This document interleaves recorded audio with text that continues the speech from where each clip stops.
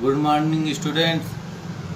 समाज उपयोगी कार्य के अंतर्गत आपके सिलेबस में एक छोटा सा पार्ट है सिलाई मशीन। दैनिक जीवन में आपके लिए बड़ी महत्वपूर्ण चीज़ है ये, जो आपके धन समय को बचाती है और इसकी जानकारी हमें अपने विद्यार्थी जीवन में और आगे चलकर भी होनी ज़रूरी है। तो आपको इसके लिए इसके पार्ट्स को जानना भी बहुत ज़रूरी है। आप ये सिलाई मशीन देख रहे होंगे, लगभग सभी लोगों ने, बच्चों ने देखी होगी अपने जीवन में, कहीं न कहीं माँ को या टेलर के यहाँ आप देखे होंगे मशीनें। एक मशीन होती है जो पैर से उठती है, खासकर वो आप दुकानों में देखे होंगे, बाज़ार में जब आप कपड़े सिलाने गए होंगे। लेकिन जो घरेलू मशीन होती है उसमें अमूमन हम देखते हैं कि एक मेज़ पे टेबल पे रखने वाली चीज़ होती है। इसके लिए पैर वाला जो होल्डर होता है वो नहीं होता है। लाइट मशीन से भी चलती है मशीन। कुछ इलेक्ट्रॉनिक मशीन्स भी आ गई हैं आजकल मार्केट में, देखे होंगे, जो कि थोड़ी सरल हैं और उनका कार्य क्षमता अधिक है, तेज़ है।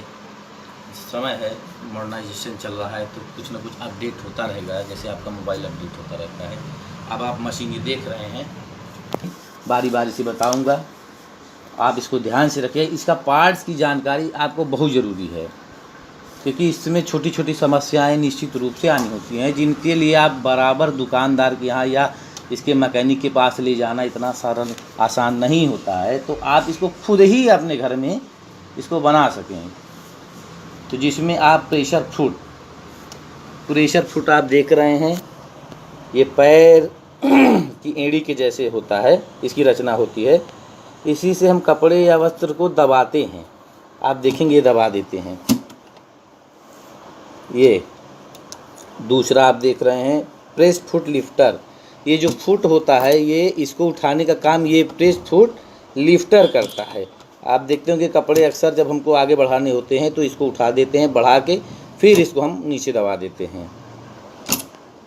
ध्यान से देख लीजिएगा, ये है प्रेस फुट, ये है प्रेशर फुट लिफ्टर। इसके बाद नीडल बार। यह एक स्टील की रॉड होती है जिसके नीचे एक क्लैंप लगा होता है। इसकी सहायता से नीडल बार आप देख रहे होंगे, स्टील की रॉड होती है। जब इसको चलाते हैं तो ऊपर नीचे होती है। इसकी सहायता से ही सुई लगाते हैं। जब नीचे सुई होती है छेद के अंदर, तब देखिए इसको उठा के ऊपर, ये सुई ऊपर करके इसमें हम धागा डालते हैं। ये इसके साथ गतिशील होती है जब सिलाई मशीन चलती है। तो ये नीडल बार। नीडल प्लेट, ठीक सुई के नीचे एक अर्धगोलाकार क्षेत्र जो होता है, ये आप देख रहे हैं, इसकी संरचना अर्धगोलाकार। ये क्या है, आपकी नीडल प्लेट होती है। इसमें एक छिद्र होता है जिसमें से सुई जो है ऊपर नीचे होती है, फंदा पकड़ कर निकलती है। जो अंदर जो बॉबिन होती है उसकी जो उसका धागा इसी छेद से निकलता है, इस नीडल बार के माध्यम से। अब आप देखेंगे स्लाइड प्लेट।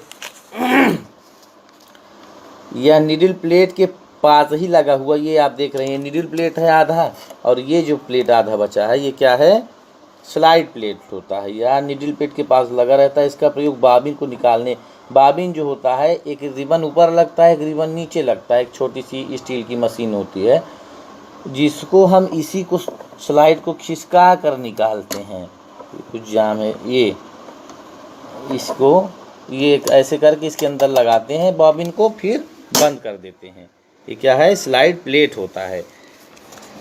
इसके बाद आप देखेंगे थ्रेड टेंशन डिवाइस।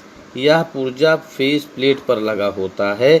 ढक्कन की शक्ल के दो चक्र, हाँ, थ्रेड टेंशन डिवाइस। ये देखिए आप देख रहे हैं, ये दो प्लेट होता है। दोनों प्लेट जो है ये पीछे इधर नट से कसा है और बीच में इसमें से धागा निकलता है। थ्रेड टेंशन डिवाइस, नट को आगे पीछे घुमाने से ऊपर का दबाव इच्छा अनुसार घटाया या बढ़ाया जाता है। इसी से सिलाई के धागे का तनाव ठीक कर रखा है। अगर टाइट करना है तो इसको टाइट कर देंगे, ये दोनों प्लेटें इसको धागे को टाइट कर देंगे, धागा टाइट निकलने लगेगा। और लूज सिलाई करनी है अगर, तो इसको ढीला कर देंगे तो सिलाई के लिए पर्याप्त वहाँ धागा मिलेगा, जिससे सिलाई में थोड़ी शिथिलता आ जाएगी। फेस प्लेट, यह स्टील से निर्मित सामने की ओर मशीन के बोझों को ढकने का कार्य करता है। आप देख सकते हैं ये जो पार्ट होता है, ये पूरा ये फेस प्लेट होता है, इसके अंदर जो मशीन के पुर्जे होते हैं वो पूरा ढकने का काम ये फेस प्लेट करती है, ताकि इसके अंदर गंदगी ना जाए, या मशीनों को सपोर्ट करता है।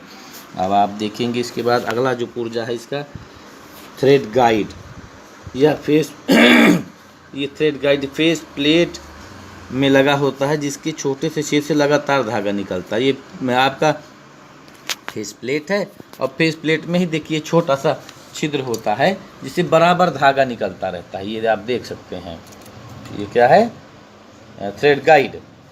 आप टेक अप लीवर या फेस प्लेट के खांचे से निकला एक भाग है, जो मशीन की गति के साथ ऊपर नीचे चलता है, जिसके सिरे में छेद होता है।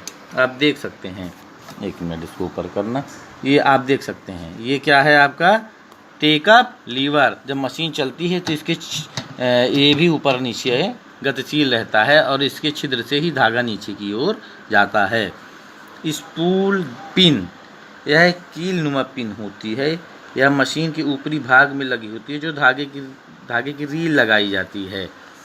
आप देख सकते हैं स्पून पिन, इसी में हम अपनी रील या धागे को रखते हैं।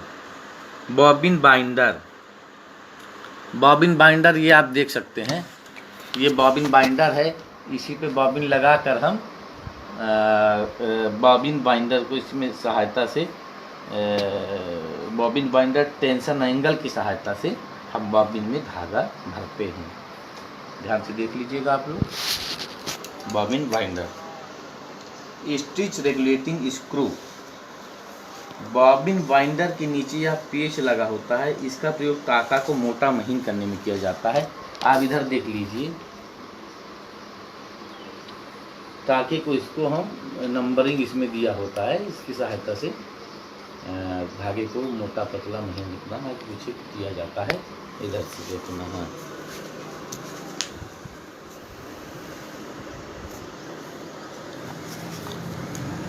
हैंडल ड्राइवर, यह बड़े पहिए के साथ जुड़ा होता है, इससे हाथ की मशीन चलाई जाती है। इसके बाद जो अन्य पुर्जों में है वो हैंडल ड्राइवर है। हैंडल ड्राइवर ये आप देख सकते हैं, यह पहिया बड़े पहिए के साथ जुड़ा होता है, इसके हाथ की मशीन चलाई जाती है। जिन मशीनों में पैर से चलाने की सुविधा नहीं है, उसमें ये हाथ से चलाने की सुविधा है। ये हैंडल ड्राइवर है आपका, ध्यान से देख लीजिएगा। स्टॉप मोशन, इसके बाद अगला पार्ट है। स्टील का पहिया होता है, ये आप देख सकते हैं, स्टील का पहिया होता है, जिससे मशीन को चलाया बंद किया जा सकता है। इसको ब्रेक भी कह सकते हैं कि हाँ, इसी की मदद से हम रोकते हैं, या गति देने के लिए जब हम प्रारंभ करते हैं, स्टार्ट करते हैं सिलाई मशीन करना, तो इसी से हम इसको गति देना शुरुआत करते हैं। इसके बाद जो अगला है फीड डॉग, यह नीडल प्लेट के नीचे, नीडल प्लेट आप देख सकते हैं, अर्धगोलाकार जो नीडल प्लेट है स्टील का है, ये कवर, इसी के बगल में देखिए वस्त्र को खिसकाने में सहायता करता है। ध्यान से देखिएगा, ये आप देख सकते हैं, ये जो 3 लाइनें बनी हुई हैं, इनके अंदर जो ये प्लेट कपड़ों को खिसकाने के लिए दांतेदार टाइप का कुछ है, इसी की मदद से कपड़ा जो सिलाई के बाद आगे खिसकता है। फीड डॉग कहते हैं इसको। फिर ध्यान दें, फीड डॉग। प्रेशर बार रेगुलेटिंग स्क्रू, लगभग सभी पार्ट्स हमने समझ लिया है जो प्रमुख है। एक ये छूट रहा है, प्रेशर बार रेगुलेटिंग स्क्रू। यह प्रेशर बार के ऊपर लगा होता है, इससे वश के दबाव को कम या अधिक करने में सहायता हमको मिलती है। ये देख रहे हैं यार, इसको ढीला या टाइट किया जा सकता है, ये ध्यान से देखिएगा। तो आज के दिन इतना ही, आगे की जानकारी आपको अगली क्लास में दी जाएगी।